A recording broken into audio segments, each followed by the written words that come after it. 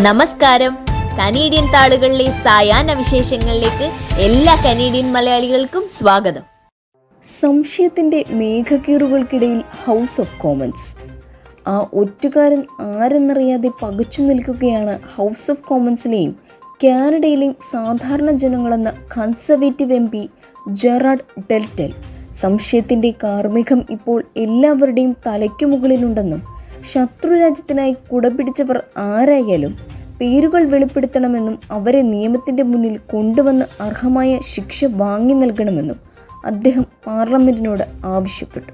ഓൺടാരിയോയിലെ beer സ്റ്റോറുകളിൽ ഇനി മുതൽ ലോട്ടറി ടിക്കറ്റും ലഭ്യമാകും. കള്ളച്ചൂതും കള്ളുകുടിയും അനുപൂരകങ്ങളാണെന്ന സിദ്ധാന്തത്തിന്റെ അടിവരയിട്ടുകൊണ്ടിതാ ഓൺടാരിയോയിൽ ഒരു പുതിയ ഭരണ പരിഷ്കാരം കൂടി.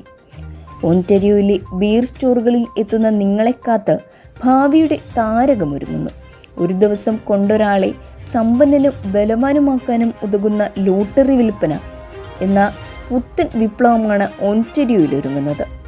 ഓൺടാരിയോ ലോട്ടറി ആൻഡ് ഗെയിമിംഗ് കോർപ്പറേഷന്റെ അഭിപ്രായപ്രകാരം ഏകദേശം $225 മില്യൺ ലാഭം ഈ പദ്ധതി വഴി സമാഹരിക്കാൻ കഴിയുമെന്ന് പ്രതീക്ഷിക്കുന്നു.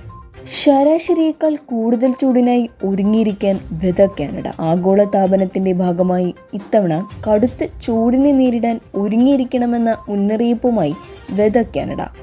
ലോകമെമ്പാടും കാലാവസ്ഥാ വ്യതിയാനത്തിന്റെ കൈകളിൽ അകപ്പെട്ടുഴലുമ്പോൾ കാനഡയും വിഭിന്നമാകുന്നില്ല എന്ന മുന്നറിയിപ്പാണ് വെതർ കാനഡ നൽകുന്നത്. കുവൈറ്റിൽ വൻ അഗ്നിബാധ, മലയാളികളടക്കം നിരവധി പേർക്ക് ജീവഹാനി. കുവൈറ്റ് മംഗഫിലെ NTPC കമ്പനിയിലെ തൊഴിലാളികൾ താമസിക്കുന്ന ബ്ലോക്ക് 4 കെട്ടിടത്തിനാണ് തീ പിടിച്ചത്.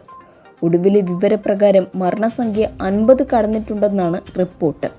സംഭവം നടക്കുമ്പോൾ ഏകദേശം 195ഓളം പേർ കെട്ടിടത്തിൽ ഉണ്ടായിരുന്നെന്നും മരണസംഖ്യ ഇനിയും ഉയർന്നേക്കാമെന്നും റിപ്പോർട്ടുകൾ പറയുന്നു. മലയാളികളടക്കം 21 ഇന്ത്യക്കാർ ദുരന്തത്തിൽ കൊല്ലപ്പെട്ടതായാണ് വിവരം. കുവൈറ്റ് തീപിടുത്തം, ലോക കേരള സഭയുടെ ഉദ്ഘാടനം ഒഴിവാക്കി. കുവൈറ്റിലുണ്ടായ ദാരുണ ദുരന്തത്തിന്റെ പശ്ചാത്തലത്തിൽ ലോക കേരള സഭയുടെ ഉദ്ഘാടനം അടക്കമുള്ള ആദ്യ ദിന പരിപാടികൾ ഒഴിവാക്കി. ജൂൺ 14-15 തീയതികളിലെ പരിപാടികൾ മുൻ നിശ്ചയിച്ച പ്രകാരം നടക്കുമെന്ന് സംഘാടകർ അറിയിച്ചു.